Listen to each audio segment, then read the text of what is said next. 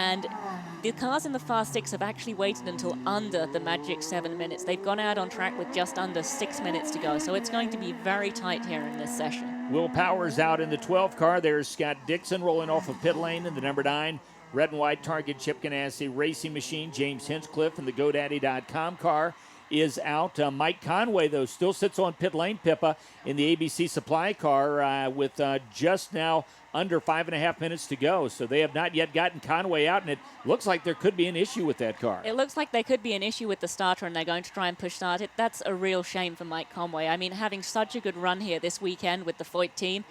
We looked at Group 1, and you said, oh, you didn't know if anybody from Group 1 would make it all the way through to the Fast Six because the groups were so stacked. Well, yep. Mike Conway made it all the way through to the Fast Six, and, you know, he's been doing such a great job.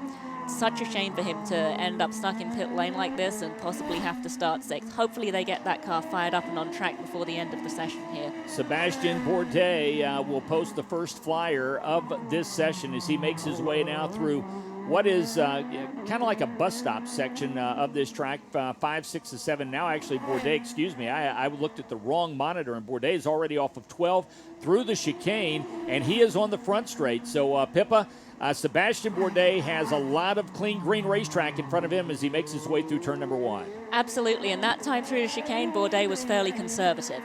His tires aren't quite up to full speed yet.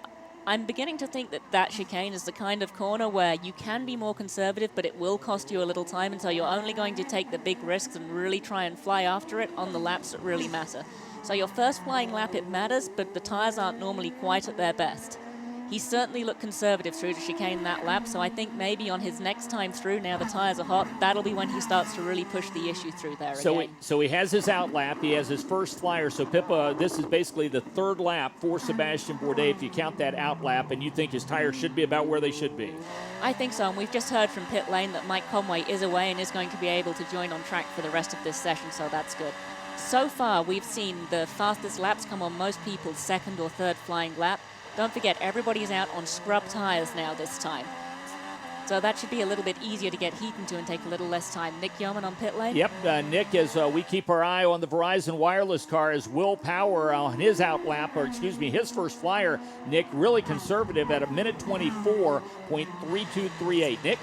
Yeah, conservative for Will Power. I think we expect Will to certainly climb up as he roars by here across pit lane, across the wall on the racetrack. Mike Conway, as Pippa mentioned, did get that car back out on the racetrack. The issue for them is he is one of the drivers that does have a grid penalty this weekend, so that the great qualifying effort for Mike Conway going to be subdued just a bit, but still, to make it to the Firestone Fast Six and that ABC Supply car, awfully impressive. Simona Di Silvestro, Takuma Sato, Bruno Junqueira also having the grid penalties this weekend as well. So a great run for Mike Conway. Going to have to subtract 10 from wherever he ends up here. But the good news, Mike, they've got that car out on the racetrack. Sebastian Bourdais, P1 at 1:18.850. Dario Franchitti currently P2 at 1:19.653. Then you've got Dixon, Will Power, and James Hinchcliffe. And, of course, Conway has yet to post his first flyer here in this session as we keep our eye, Pippa, on that Will Power Verizon Wireless car off of that hairpin, turn number 3.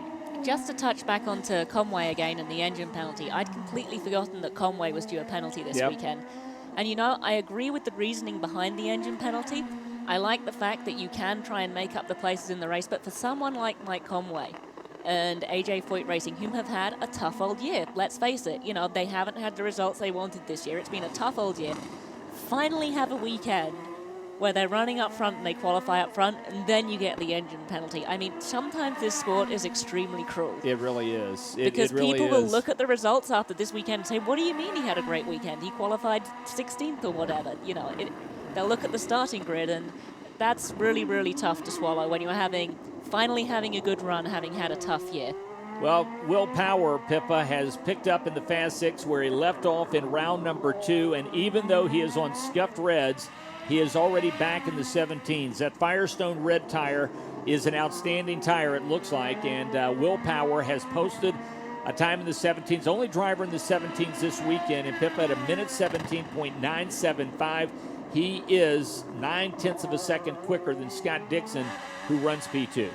Absolutely, and everybody else is out on scuffed red tires as well, so the gap has remained about the same. They've slowed up a little bit from the previous session, But Will is just absolutely flying. To be honest with you, if you're Tim Cindric now, do you tell him to keep pushing, or do you just pull him in and say, hey, chances of somebody beating you are pretty slim, let's keep it in one piece, and if we have to start second, so be it, but I'm pretty sure we've got pole. But that lap was not as quick as his previous, so Will Power at 1:17.975 with under 30 seconds remaining.